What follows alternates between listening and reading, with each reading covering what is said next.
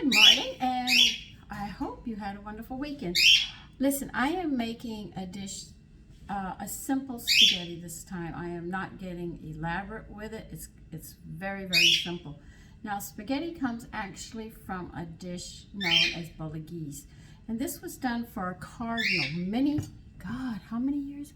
Was it the fifth? I can't even remember the cardinal, but it can be made with, they said, any kind of meat. So it doesn't matter. When you go to make bolognese, you can use any kind of meat, but remember, what we call spaghetti is an offshoot of it, and I'm making a very simple one. You could call it a poor man's spaghetti because I'm not making the meatballs. I'm not going to be cooking the sauce a long time. I don't even have tomato sauce. I'm going to have to start canning it again. I'm just going to use tomatoes and tomato paste. So there's different ways you can do it. And I have had some people call it, believe it or not, chop suey. Chop suey is a poor Asian food that the poor have because they can't afford all the special meats and stuff, so they make a very simple dish. So if you want to say an association with it, you can say this is like a poor man's spaghetti, like the Chinese have their poor chop suey. Okay, but they're not the same dish, and I've heard people make this mistake. If you're going to say chop suey, people are definitely going to think Asian first. All right, so I'll show you how I make my cheap version. Okay, so I'll talk to you while we go through this, but that is to clarify a lot of this up.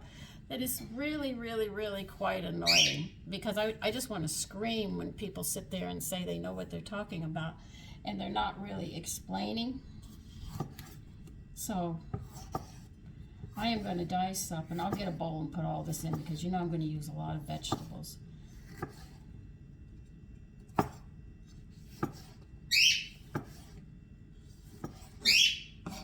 And yes, I got a different cutting board today, don't I? I don't feel like fighting with the other one, so I have this one.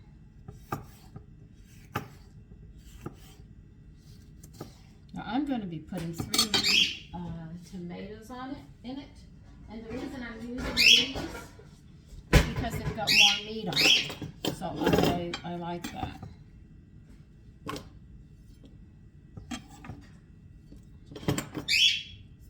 And another thing is a lot of Americans, like when they call this spaghetti, so we'll call it spaghetti because it's not bolognese. If I make a bolognese, it's different. They like adding sugar to their tomato sauce. Now this comes actually from bolognese. Bolognese is made with carrots. Carrots give the sweetness to it. Carrots are sweet. And I'm putting carrots in mine because I don't like sugar in mine, but I will accept the vegetable in that.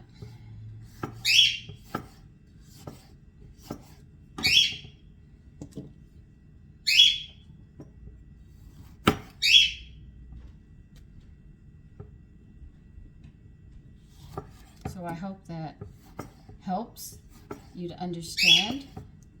But when you make bolognese, they don't tell you to put sugar in it. They tell you to dice up a carrot. I'm going to grate a carrot because it has to cook. And bolognese takes a little longer to make, but do know that this the original recipe actually does use different meats in it. So you're not limited to pork or this or that or whatever.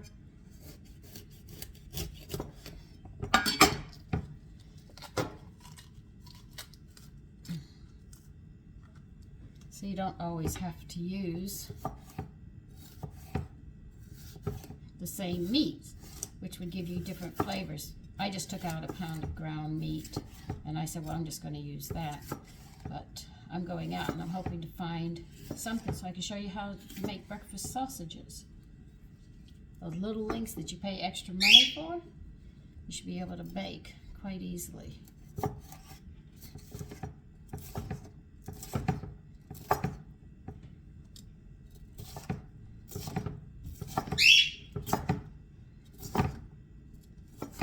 So I hope your weekend went well. Mine is finally settling down after a crazy week. I could have pulled my hair out at that point.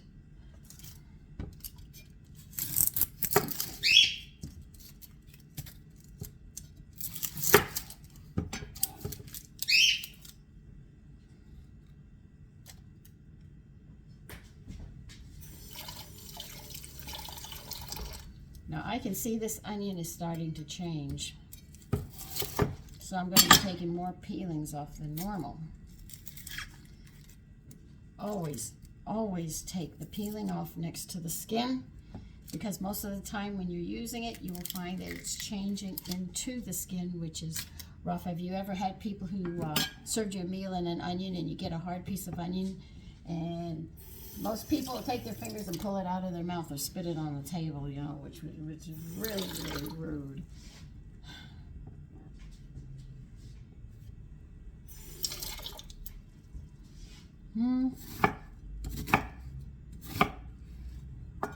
This isn't going to be chopped real fine because I don't mind having to see my vegetables. I don't have to hide them.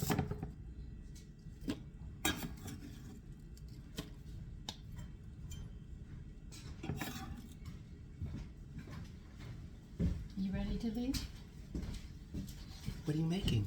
I'm just making a simple spaghetti today. Ooh, that's going to be good. See? They like my cooking.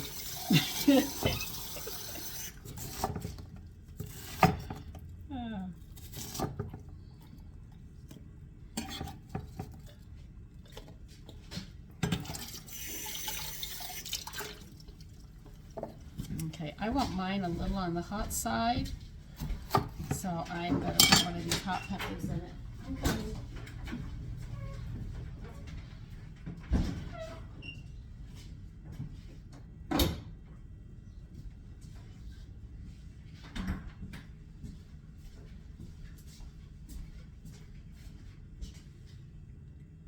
So I'm going to put one of these half of a hot peppers in it and put some heat. Now this you don't have to put in, all right? I'm not going to recommend you doing it unless you're willing and wanting some heat in yours, but I want some heat in mine.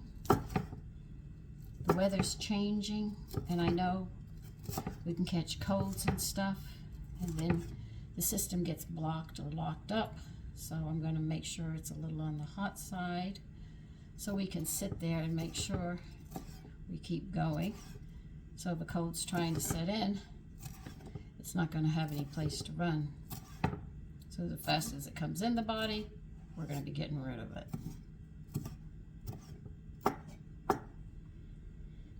But you don't have to put a lot in to get that. I think half of one of those will be more than enough. And if it's a little too hot, just add some butter, coat it right down. The butter will take the heat out, believe it or not. Can't figure out why. I think it coats it down. That's what it does. It coats it so you can't feel the heat.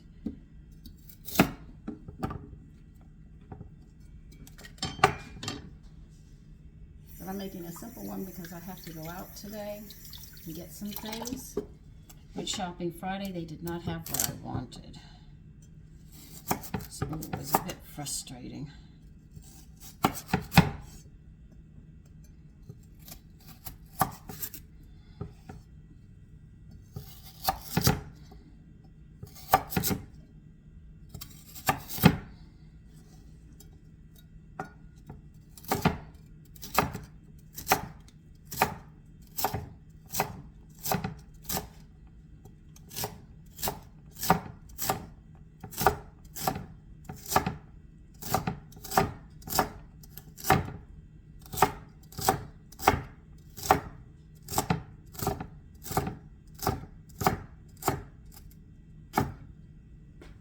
Now, some people, when they make spaghetti, they like to sit there and put the seasonings and heat them up in the oil. What I like to do with mine is I don't add them till after I almost have the sauce done. So as it finishes that last cooking, I pull all the flavors out of those seasonings. I know in curry, they want you to heat those seasonings up. So it's like backwards to me, but that's what I do. Now, when I made the chicken salad, or I make some dishes, I know you're probably saying she doesn't use much salt, but let's look at it this way with salt. You sit there and you're going to have a steak, okay? You're going to grill it, so you're going to salt and pepper it, right? Let's say you're having mashed potatoes with it, so you're adding more salt to your meal. Now, I don't know what else you would have. I would think more of a salad. But if you make a salad or you buy a salad dressing, it's got salt in it. Okay, are you counting all the salt that's being added into this? So, that one meal, if you have vegetables with it, you're going to salt the vegetables. And then you serve it to the table. And you might not have enough salt on it. And then they're going to add more salt to it. The children, you might give them soda that has salt in it. Are you counting all the salt up? Then you have dessert. Now, if you buy your desserts and stuff, if you read on them, they add salt. They add more salt than we do because they're trying to keep it as fresh as they can so they can get it on the market and make money off of it. Oh, the hot pot is getting to me now. Oh, it's in my cup. That's why, and you wonder why, after eating like that for many years in your life, you end up with high blood pressure. Put all that salt. The body gets trigger happy as soon as you put a little bit of salt in it, it goes crazy. So, and we're not counting the desserts that have it, because if you don't make the desserts, they add extra salt in it and sugar. And most people will have 2 to 3 starches at a meal, and when they do that, the pancreas starts going crazy and trigger happy. What does that mean? That means after a lifetime of eating like that, or drinking, if you're drinking, remember, all alcohol is sugar. The salt is building up, and you get this pressure going on, and it's getting harder and harder and harder. Then you sit there and you're taking all this liquor that you're drinking, which is causing your pancreas to become sugar happy. In other words, if you put a drop of sugar in there, it's going to throw out a whole lot of insulin and whatever it needs to break that sugar down. It comes to the point that every time you put a little bit in when you become a diabetic, it's trigger happy. It just keeps on pushing it out all the time because it knows you're going to have sugar. So it doesn't even register anymore. The liver automatically tells it, man, you've got to get the sugar out because we've got sugar coming in. So even if you eat something that doesn't have any sugar, it's going to go crazy and proceed to give you sugar, the insulin anyway. So it's called a trigger happy. The organs get trigger happy after years of abuse. And like I said, when my husband was sick, oh, I've got a grater here. Never mind. When my husband got sick, I was living like 20 cups of coffee a day. That's all I was having was coffee because I had to care for him. And it's hard enough to care for your body, and it's hard caring for a full adult who's sick. So it's like 2 full-grown bodies you're having to care for. And then on top of it, you know, you've got other things you have to do as well. So the only way I could keep myself going was to have coffee. It kept me going. I didn't eat very much. And finally, my body got trigger happy. And if I put a drop of coffee in there, my blood pressure goes over 200. And that's the bottom number. The top number is even higher still. So I could have, at that time, had a stroke or a heart attack. But I got trigger happy from my eating. And the way I was doing it. So I actually caused that problem myself. Diabetics don't run in the family. They run according to what you're eating.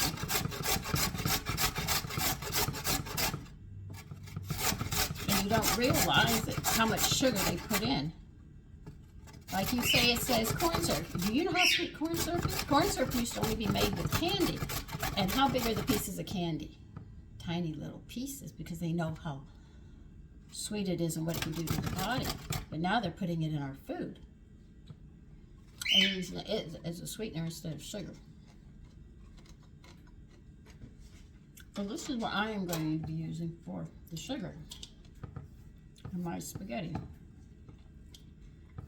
I hope this brings understanding to you of what really goes on with some of the food that we eat. I'm going to have to move you, so I'm going to pause you for a minute because now we're going to start cooking. Okay, we're getting ready now. Ah, room burner.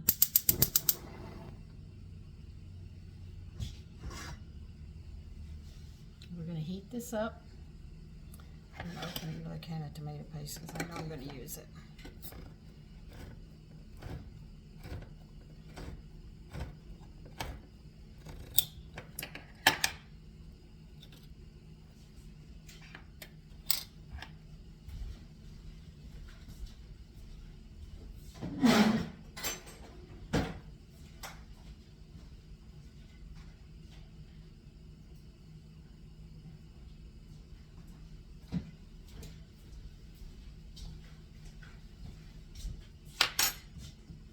just have to wait for this pot to get hot.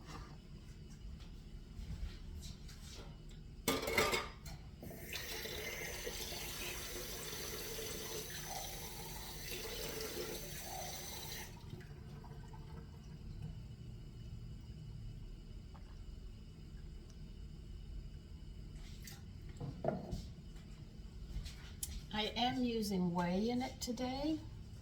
I wouldn't use stock unless it was beef stock or whey. Because if I use a vegetable stock, it'll have a slight funny taste to the spaghetti. But you would be getting a lot of vegetables. Not that I haven't added a lot already, as you can see.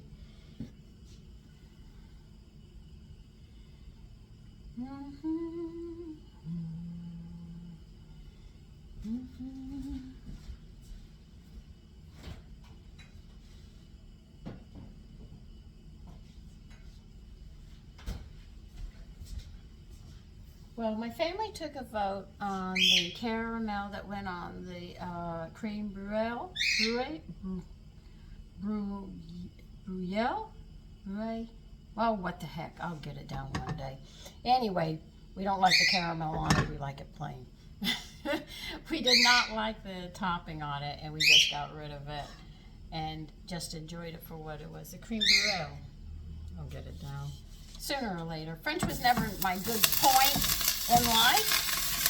2 years of it, and I still can't speak it. My teacher told me to give up. She says, you do not have a tongue for languages. And you know what? She is absolutely right. She said, you can't do it. I said, I can't. It's just not in me. I just can't get it done. Now, some people would brown the meat first and add the vegetables, but this is how I do it. And I'll add the meat after.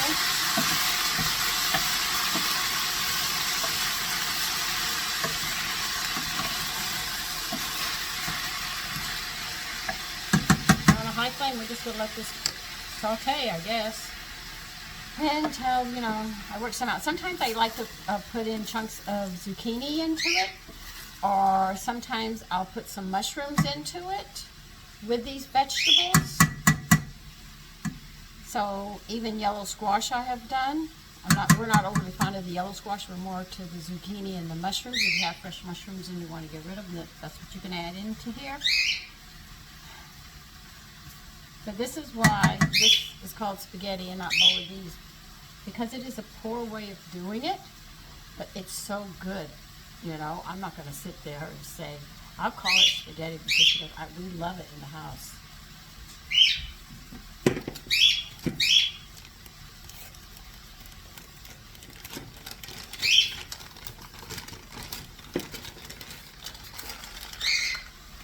Like chop suey is very good, right? And when you get the history on that, you would be shocked. Came here, and the Americans weren't overly fond of Asian food. So one person got the chef to say, make a dish that the Americans would like. So they took the chop suey, which is a poor man's food, dressed it up a bit, and the American people love it because it wasn't so strong as an Asian food. Now, isn't that interesting? Now, that surprised me. Things still surprise me.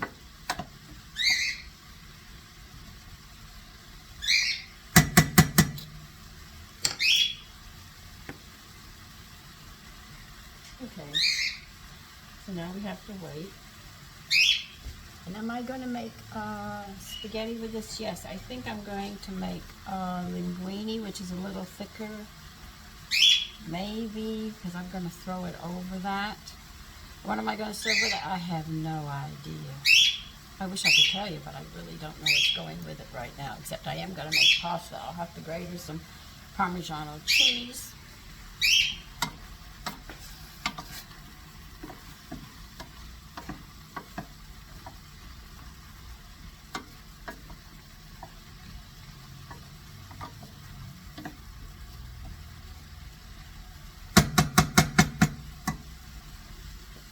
And look at the fluid we're building up from the tomatoes and stuff.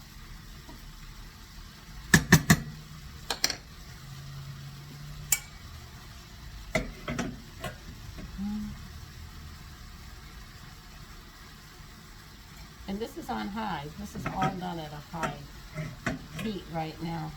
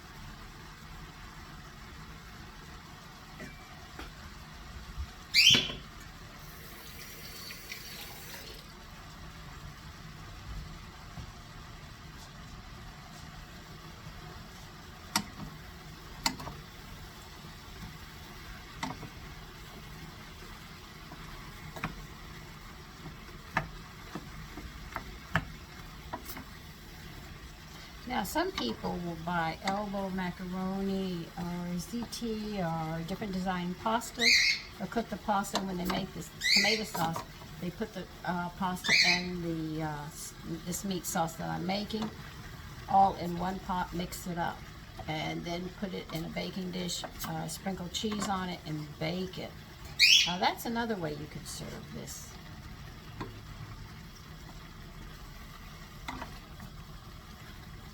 And you can use Romano or Parmigiano, whichever one that you like.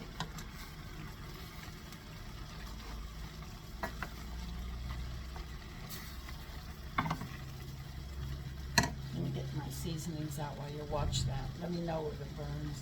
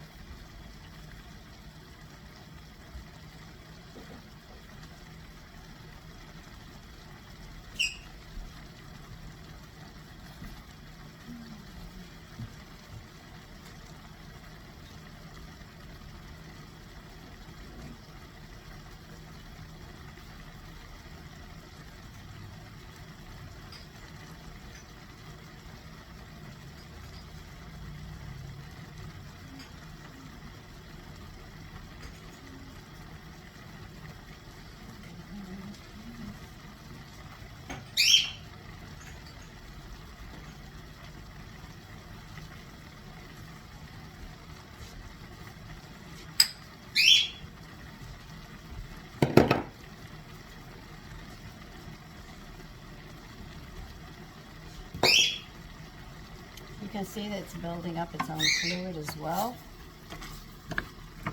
Not much, but we're going to be adding to it.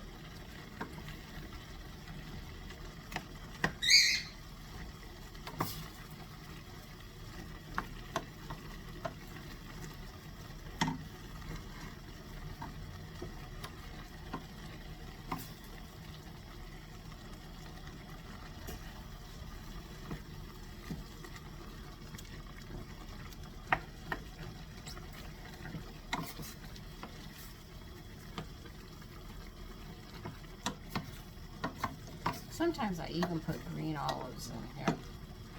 That's something else that I can add into here to be different. So as you can see, it's almost like a potluck that you can find in the house to put together. This one.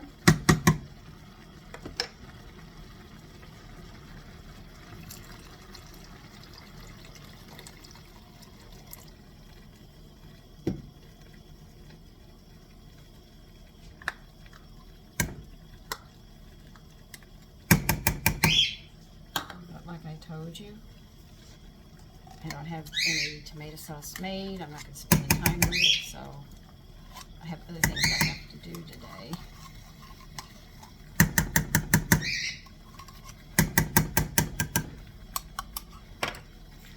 So this is like a shortcut for me. Dinner. Short and to the point.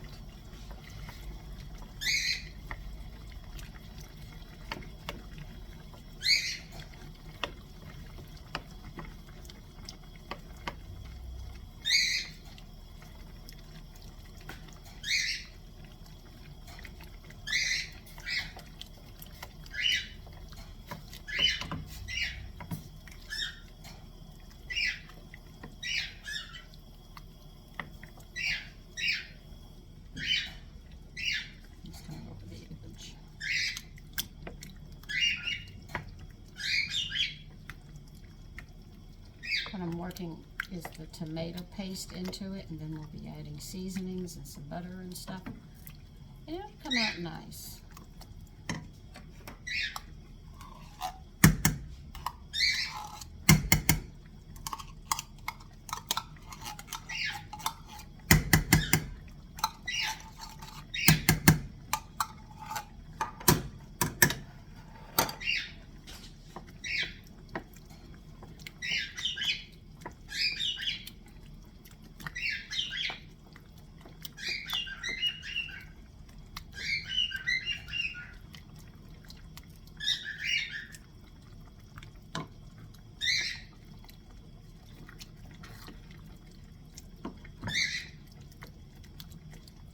If you want it thicker, you can add more tomato paste.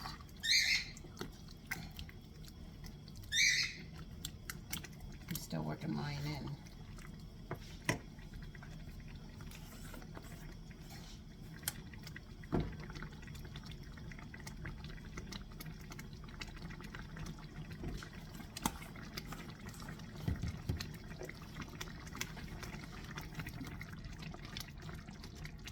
Basil, I'm adding a good teaspoon.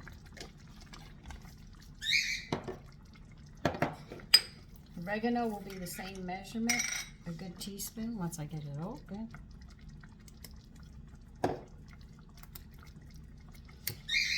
Where's that paring knife? I gotta cut this.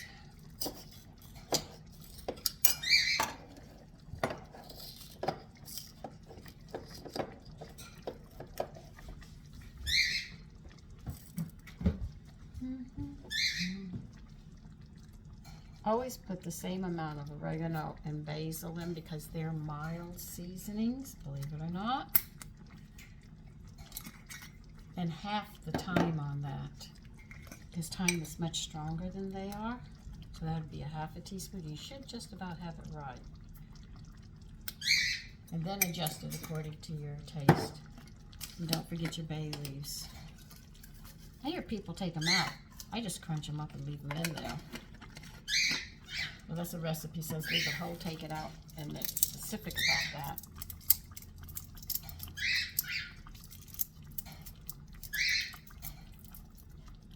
We'll get some salt. I still have to make my salt mixture. I haven't had time to do that. I'm just so busy sometimes.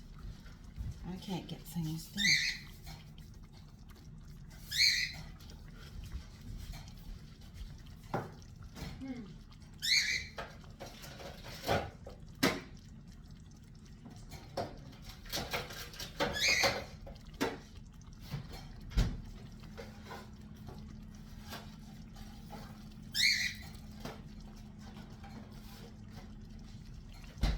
Now, if you're worried about the butter that I'm adding in, you can add a tablespoon of lecithin in this as well, and it will not affect the flavor.